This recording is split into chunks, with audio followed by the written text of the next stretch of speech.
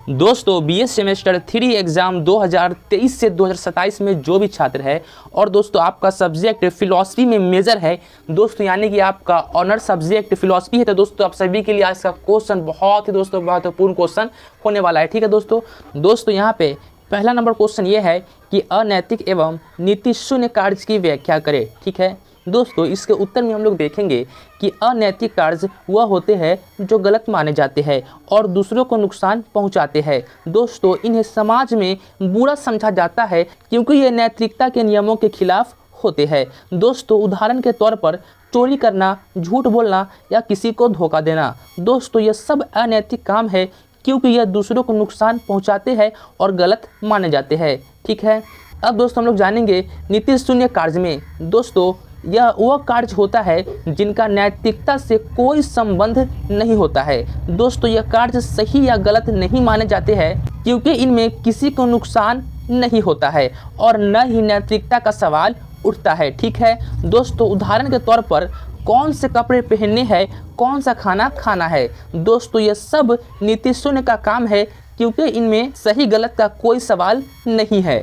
ठीक है दोस्तों, अनैतिक काम गलत माने जाते हैं और दूसरों को नुकसान पहुंचाते हैं और दोस्तों नीति शून्य काम सही गलत से जुड़े नहीं होते हैं और किसी पर असर नहीं डालते हैं। दोस्तों अगला नंबर क्वेश्चन ये है कि नैतिकता का क्षेत्र क्या है।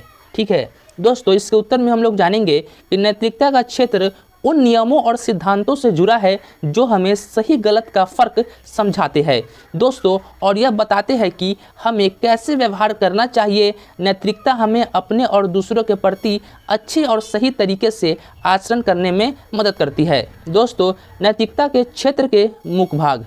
ठीक है दोस्तों, व्यक्तिगत नैतिकता। दोस्तों यह हमारे खुद के लिए है। इसमें अच्छे गुण जैसे ईमानदारी, दया और संयम का पालन करना आता है ताकि हम खुद को बेहतर इंसान बना सके। अब दोस्तों इसके 2 नंबर में है सामाजिक नैतिकता। दोस्तों इसमें दूसरों के साथ अच्छे से पेश आना शामिल है। यह हमें बताती है कि दूसरों के साथ सम्मान और सहानुभूति से कैसे व्यवहार करें। दोस्तों इसके 3 नंबर में है काम की नैतिकता। दोस्तों यह हमारे काम के क्षेत्र में ईमानदारी और नियमों का पालन करना, जैसे डॉक्टर का अपने मरीज की देखभाल करना या वकील का अपने क्लाइंट से सच कहना। ठीक है दोस्तों, नैतिकता का क्षेत्र हमें यह सिखाता है कि हमें अपने जीवन और समाज में किस तरह से आचरण करना है ताकि हम और हमारा समाज दोनों बेहतर बन सके। ठीक है, चलिए दोस्तों अब हम लोग अगले नंबर क्वेश्चन की तरफ बढ़ते हैं। दोस्तों अगला नंबर क्वेश्चन ये है कि भारतीय नैतिकता की प्रमुख विशेषताएं क्या है। दोस्तों इसके उत्तर में हम लोग जानेंगे कि भारतीय नैतिकता का मतलब है ऐसे नियम और सिद्धांत जो भारतीय संस्कृति और परंपरा से जुड़े हुए हैं और हमें अच्छा इंसान बनने में मदद करते हैं। दोस्तों इसके कई मुख्य बिंदु है। ठीक है दोस्तों, इसके 1 नंबर पे आता है सबका भला हो। दोस्तों भारतीय नैतिकता का सिद्धांत है कि सभी लोग खुश रहे और सबका भला हो। इसमें खुद के साथ साथ दूसरों की भलाई का भी ध्यान रखा जाता है। ठीक है, अब दोस्तों इसके 2 नंबर में है धर्म और कर्तव्य। दोस्तों यह धर्म का मतलब धार्मिक आस्था से ज़्यादा कर्तव्यों से है। हर व्यक्ति के समाज, परिवार और दूसरों के प्रति कुछ कर्तव्य होते हैं जिनका पालन करना नैतिकता का हिस्सा है। ठीक है दोस्तों, अब इसके 3 नंबर में है अहिंसा।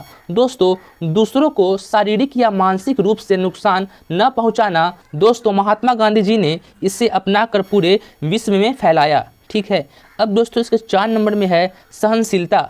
दोस्तों भारतीय संस्कृति में विभिन्न धर्मों और विचारों को सहन करना और उसका सम्मान करना सिखाया जाता है। ठीक है, अब दोस्तों इसके 5 नंबर में है त्याग और सेवा। दोस्तों दूसरों की मदद करना और ज़रूरतमंदों के लिए अपने सुखों का त्याग करना भी भारतीय नैतिकता में शामिल है। ठीक है, अब दोस्तों इसके 6 नंबर में है पारिवारिक और सामाजिक संबंध। दोस्तों परिवार और समाज के लोगों का आदर करना और माता पिता और बुजुर्गों का सम्मान करना महत्वपूर्ण माना गया है। ठीक है, अब दोस्तों इसके 7 नंबर में है आध्यात्मिकता। दोस्तों आत्मा की शांति और अंदरूनी विकास पर जोर दिया जाता है। दोस्तों भारतीय नैतिकता मानती है कि आत्मा निरीक्षण से हम अच्छे इंसान बन सकते हैं।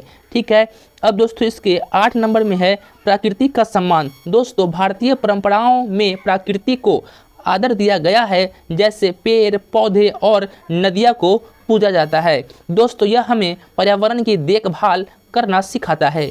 ठीक है दोस्तों, भारतीय नैतिकता हमें दूसरों की भलाई, सहनशीलता, अहिंसा और परिवार का सम्मान करना सिखाती है, जिसका उद्देश्य सभी के लिए अच्छा जीवन और खुशहाली लाना है। चलिए दोस्तों, अब हम लोग बढ़ते हैं अगले नंबर क्वेश्चन की तरफ।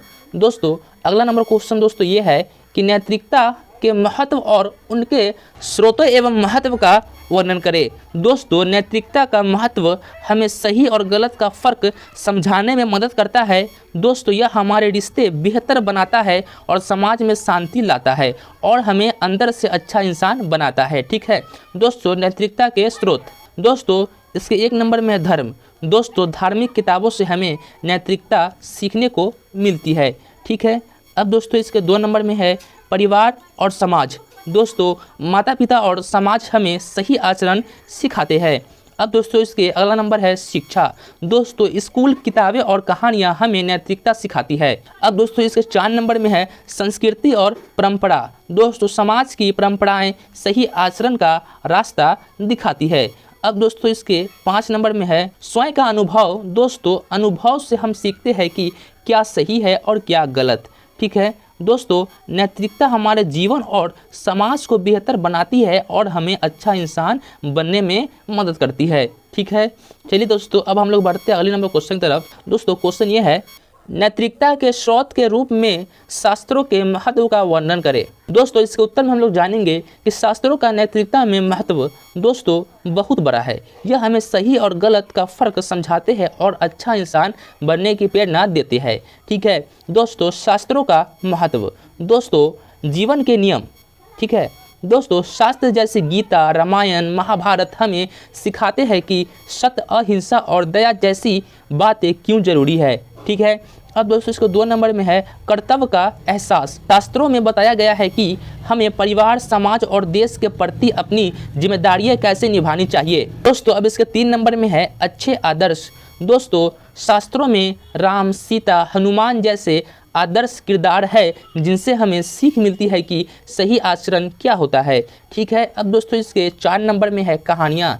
दोस्तों शास्त्रों में छोटी छोटी कहानियाँ होती है, जैसे पंचतंत्र की कहानियाँ जो बच्चों को नैतिक किताबें आसानी से सिखाती है। अब दोस्तों इसके 5 नंबर में है आंतरिक शांति। दोस्तों शास्त्र हमें मानसिक शांति और आत्मनियंत्रण सिखाते हैं, जिससे हम सही फैसले ले सके। ठीक है दोस्तों, शास्त्र हमें अच्छे आचरण, कर्तव्य और दूसरों का सम्मान करना सिखाते हैं। यह नैतिकता का मजबूत आधार है जो हमें अच्छा इंसान बनने में मदद करते हैं। ठीक है, चलिए दोस्तों अब हम लोग बढ़ते हैं अगले नंबर क्वेश्चन की तरफ। दोस्तों अगला नंबर क्वेश्चन ये है कि नैतिकता के स्रोतों के रूप में ऋषियों के महत्व का वर्णन करें। दोस्तों इसके उत्तर में हम लोग जानेंगे। दोस्तों ऋषियों का नैतिकता में बहुत महत्व है। दोस्तों भारतीय संस्कृति में उन्हें ज्ञान और सही आचरण का प्रतीक माना जाता है। दोस्तों ऋषियों का नैतिकता में महत्व। दोस्तों ज्ञान का स्रोत। दोस्तों ऋषियों ने ध्यान और साधना से गहरा ज्ञान पाया।